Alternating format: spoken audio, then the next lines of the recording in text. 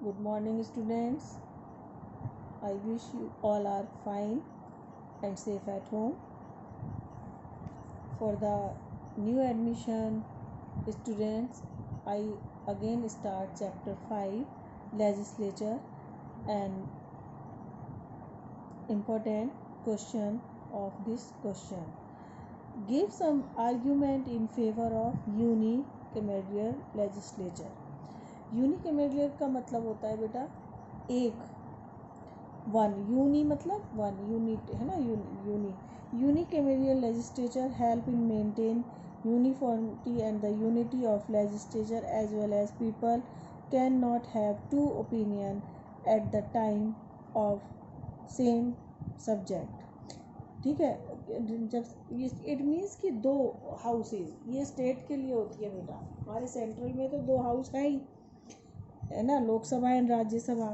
But हमारी सिर्फ कल मैंने आपको बताया था कि ओनली 6 जो हमारी स्टेट्स हैं वहाँ पर बाइकैमेरियल लेजिस्लेचर है, बाकी सब में यूनी है। तो अब हमसे क्वेश्चन किया गया है कि वन, तो वन में एक तो ये फ़ायदा होता है कि एक ही सब्जेक्ट के ऊपर 2 ओपिनियन नहीं होती, जो भी होता है एक बार में जो है सारा वो हो जाता है। यूनिकैमेरियल प्रोसीजिंग है save money and time because the salary paid the members of their house can be used in some other useful works, as well as many bills is not sent to any other house, which save time also। देखो, अगर देखा जाए तो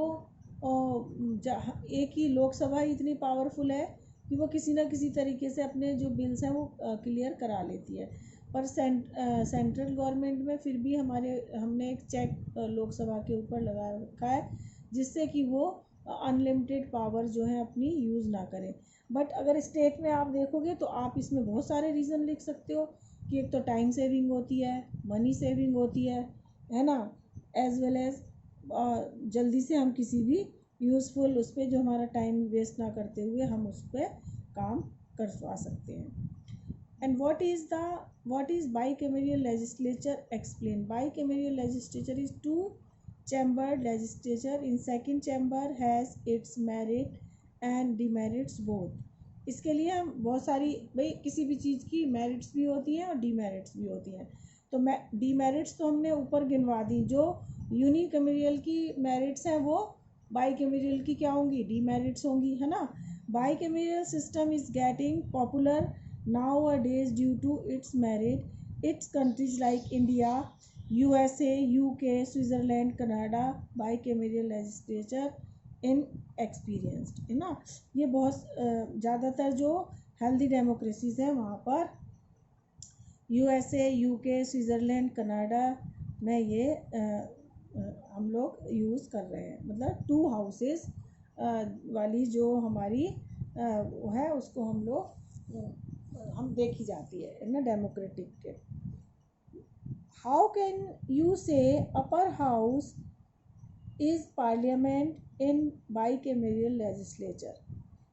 इन bicameral मतलब 2 वाले में आप अपर वाले को किस तरह से देख रहे हो, ये पूछ रहे हैं। जैसे कि हमारे यहाँ राज्यसभा है तो हम उसको किस वे में देखते हैं। In bicameral legislature the 2 houses exist, one is known as upper house and other is lower house। The upper house is a parliament। The member of the senate of Canada are nominated for whole life।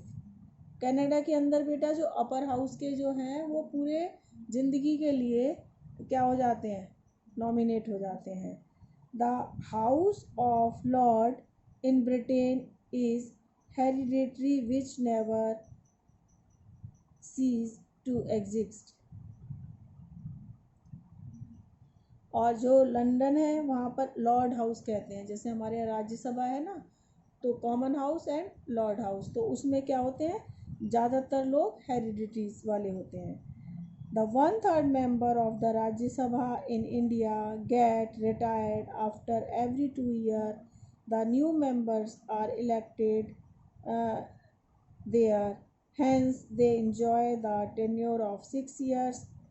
As well as it never dissolve. India के अंदर कैसा है कि इसमें 1/3 member जो होते हैं वो हर बार रिटायर हो जाते हैं और नए उसकी जगह पे आ जाते हैं, और एक जो राज्यसभा का जो टाइमिंग होती है, जो टेन्योर होता है, वो कितना होता है, 6 ईयर का होता है। इस तरह एवरी मेंबर जो है वो अपने 6 ईयर कंप्लीट करता हुआ, और है ना 3 ब्लॉक्स में आप डिवाइड कर दो, है ना। रोटेशन मैंने आपको बताया था किस तरह से चलती है। तो 1/3 रिटायर हो जाते हैं, फिर दूसरे उसकी जगह आ जाते हैं, 2-2 साल बाद उसका जो है इलेक्शन जो है चलता रहता है। ठीक है। What is the composition of state legislative council. ठीक है, कैसे बनती है। The 1/3 member are elected by the state assembly. ये बेटे ध्यान से देखो, अब इसको अच्छी तरह से समझना है आप लोगों को कि राज्यसभा जो है वो कैसे बनती है। तो हमारे जितने भी 28 स्टेट्स हैं उसके जो 1/3 members are elected by the state assemblies, and these persons are not to be a member of state assembly। मैंने आपको बताया कि जितने भी हमारी स्टेट गवर्नमेंट्स हैं उसमें जितनी भी पॉलिटिकल पार्टीज़ हैं, फॉर एग्जांपल जैसे कि आप अगर यूपी का ही ले लो, यूपी में समाजवादी पार्टी को अगर 20% वोट मिली तो टोटल सीट का 20% जो है उसके, है ना, प्रोपोर्शन निकाल के उसके अकॉर्डिंग उतने मेंबर जो है वो समाजवादी पार्टी को अपने नॉमिनेट करने पड़ेंगे। अब बेटा इसमें क्या होता है कि वो मेंबर जो है वो वहाँ पे विधानसभा का मेंबर नहीं होना चाहिए। इट मीन स्टेट असेंबली का मेंबर नहीं होना चाहिए। वो क्या होना चाहिए, वो पार्टी अपने हिसाब से वो जो नॉमिनेट कर देती है। तो 1/3 member are elected by the state legislative assembly, and these person are not to be a member of state legislature assembly।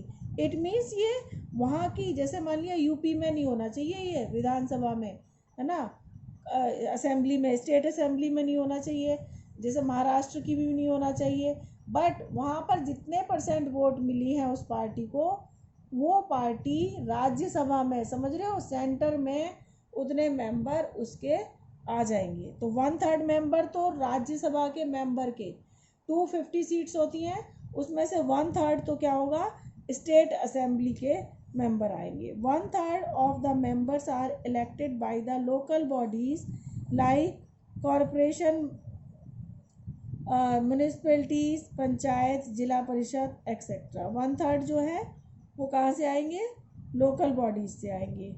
And 1/12 of the members are elected by the teachers of not lower than higher secondary school teachers who have 3 years of standing in entitled the vote the election।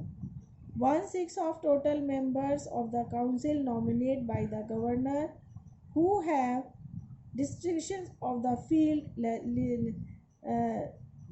Literature, science, fine art etcetera.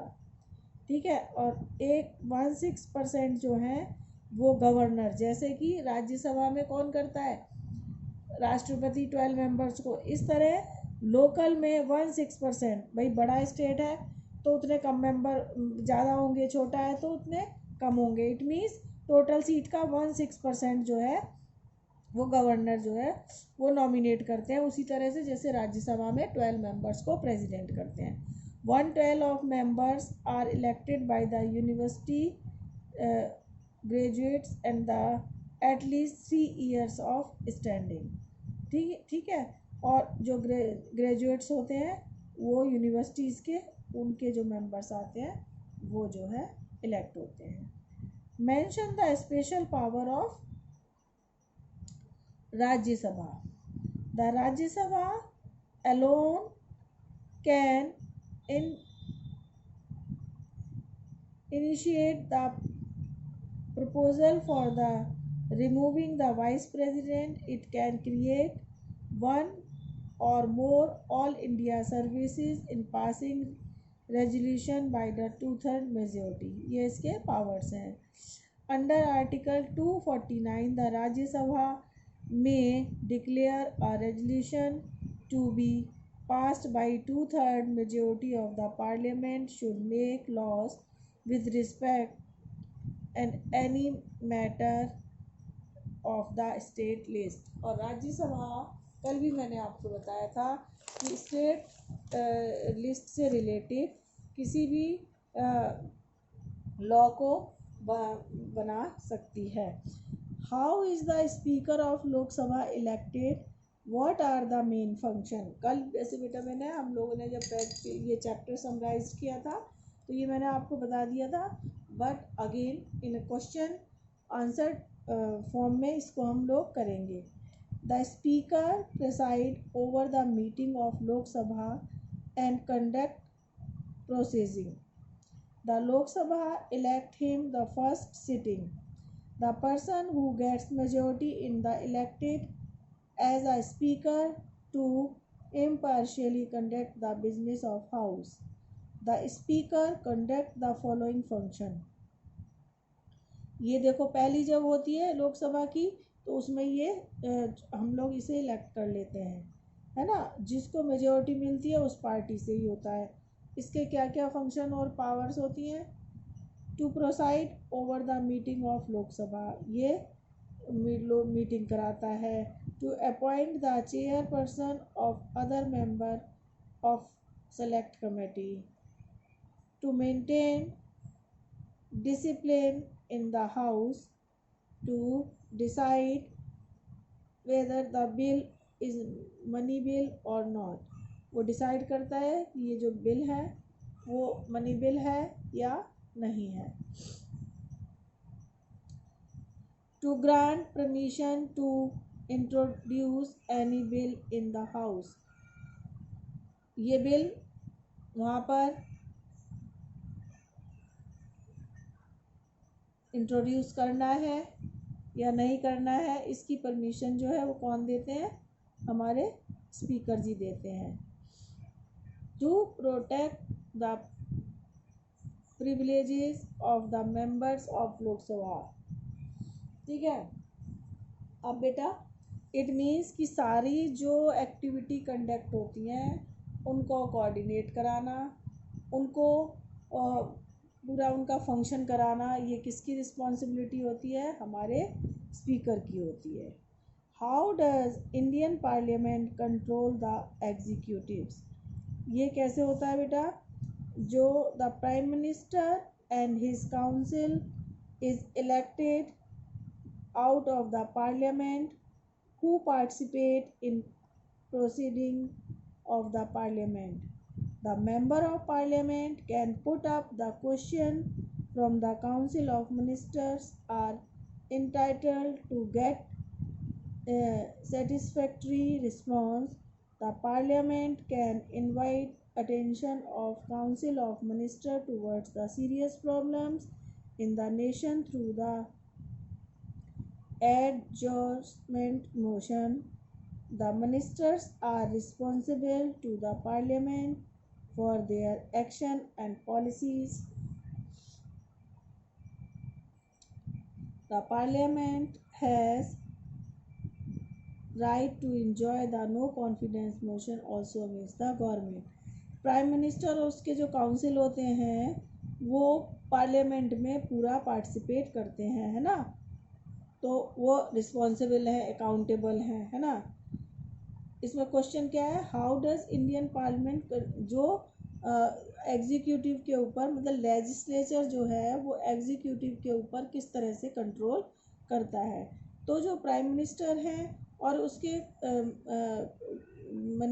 Prime minister और उसके council जो है ना cabinet ministers हैं वो क्या होते हैं, वो पार्लियामेंट में इलेक्टेड होते हैं, जो क्या कहते हैं पूरा पार्लियामेंट के पावर फंक्शन का काम करते हैं।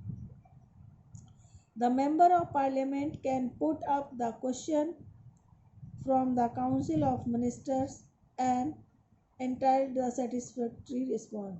वो पार्लियामेंट के कैबिनेट मंत्री से कोई भी क्वेश्चन पूछ सकते हैं और उसका उन्हें ये उनकी जिम्मेदारी है कि वो उनको सेटिस्फाइड करें।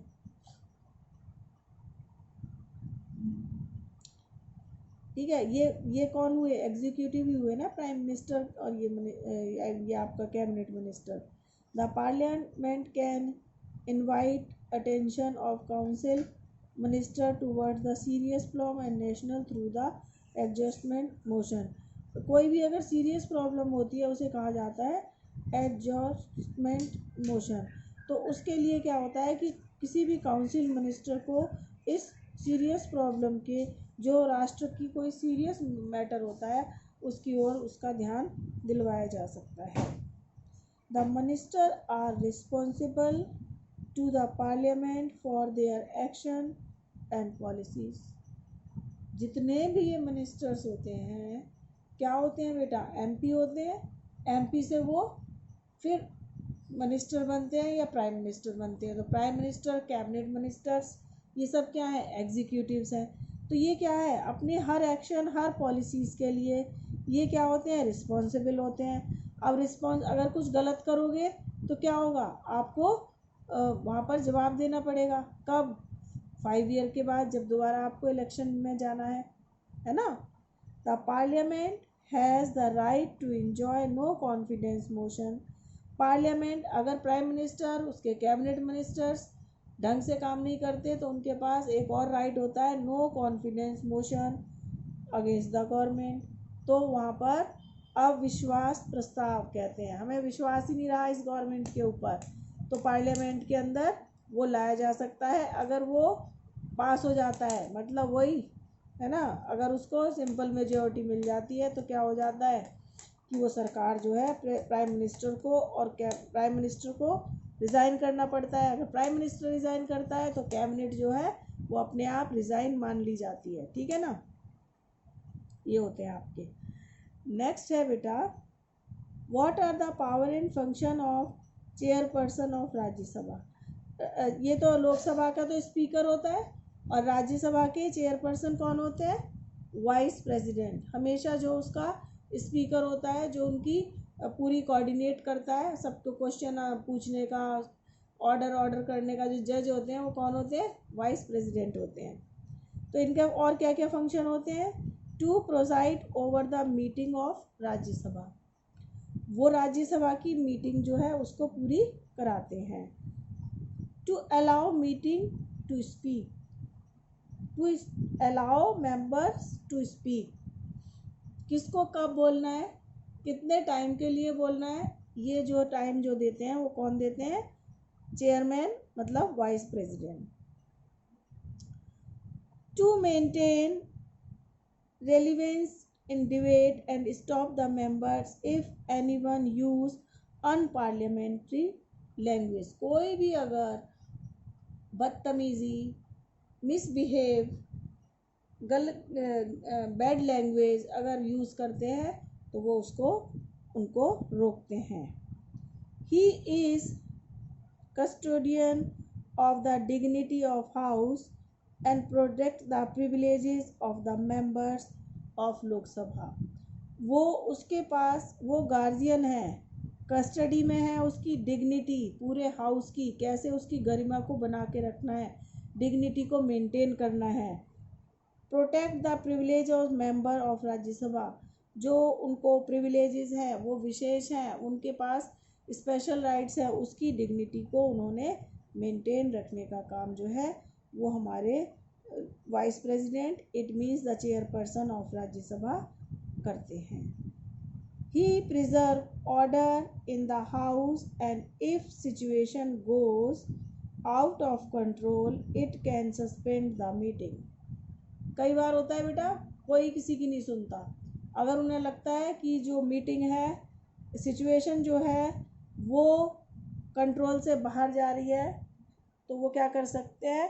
सस्पेंड कर देते हैं मीटिंग को और कहते हैं कि ठीक है, अब 3 दिन बाद होगी, 2 दिन बाद होगी, ये डिपेंड करता है कि वो मैटर कितना सीरियस है, कितनी बदतमीजी वहाँ पर हो रही है या कितना इनडिसिप्लिन वहाँ पर क्रिएट हो रहा है। तो उसके according he preserve order in the house and if situation goes out of control, he can suspend the meeting. He is not allowed to vote, but in case of equality of vote, he has to casting vote. उसको vote देने का right नहीं है, but अगर tie हो जाए match, है ना, कोई किसी इशू पर इक्वल वोटिंग हो जाए, तो उस केस में वो अपनी वोटिंग के थ्रू मतलब ये होगी, चलो वो रिजल्ट निकालने में सबकी हेल्प करते हैं. तो I think student you understand this topic, and tomorrow we discuss the long type of question answers. Have a nice day.